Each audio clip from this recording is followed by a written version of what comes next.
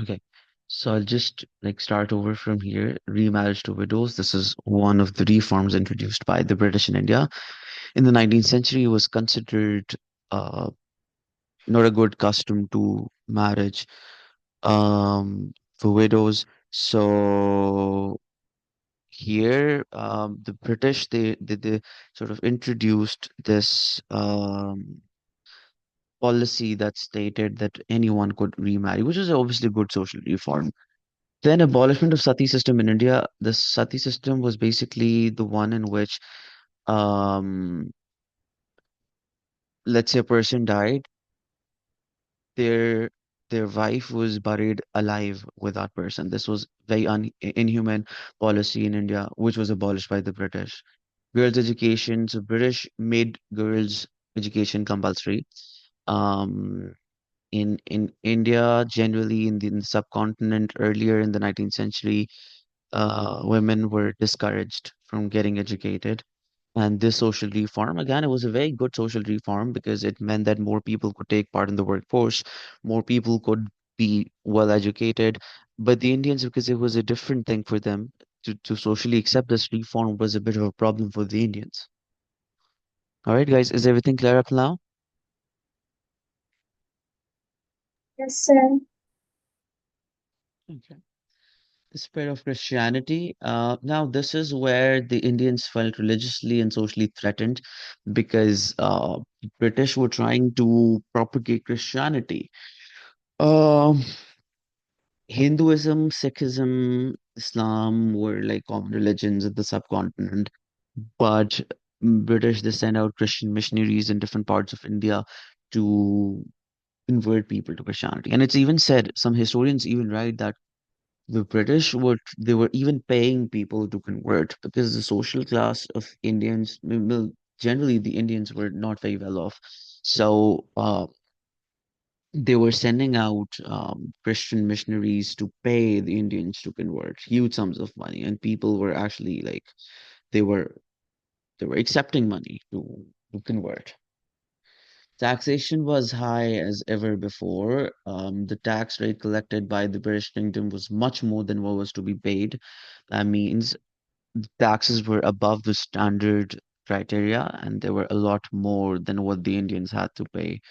Tariff policy against Indian products in the market that meant that the government put on specific taxes on any Indian product. So the Indians were allowed to maybe sell the British goods, but they were not allowed to sell Indian products. There was heavy taxation. Tariffs are these specific taxes on certain products for trade. So, Indian products, they were now even more expensive, out of the reach of the Indians. Abolished the handicrafts, so Indians working in the cottage industries, creating their own products, were not allowed to sell those products in the markets. The zamindars were angry because their businesses were coming to an end. Um, People who were working in the cottage industries were not happy because they were their economies were also threatened, right? Because they were not allowed to sell their products. It was useless. Discrimination was all-time high. The Indians were treated as an inferior race with fewer job opportunities, fewer opportunities in the education sector.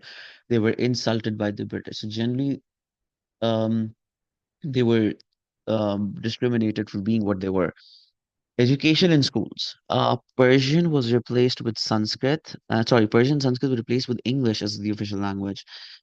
Sanskrit and Persian were like these two official languages of subcontinent, but the British they wanted English to be the official language, and a lot of schools were open that educated people on the patterns of Western education.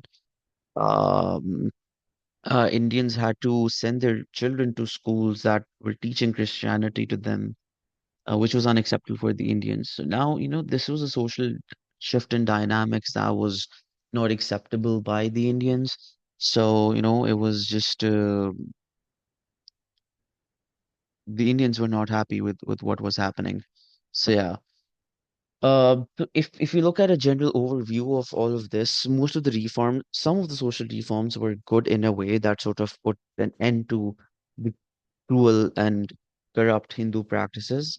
But most of these reforms that were thought of a social challenge, that were maybe proposed a completely new way of life were a bit of a problem for the Indians to accept because a new language, a new religion is obviously not easy to change.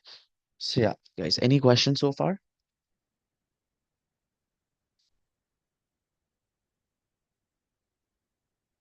No, all clear?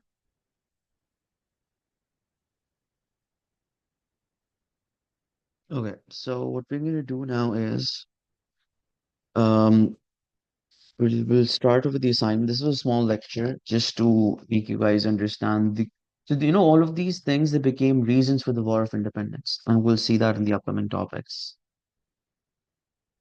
Let me just stop the recording.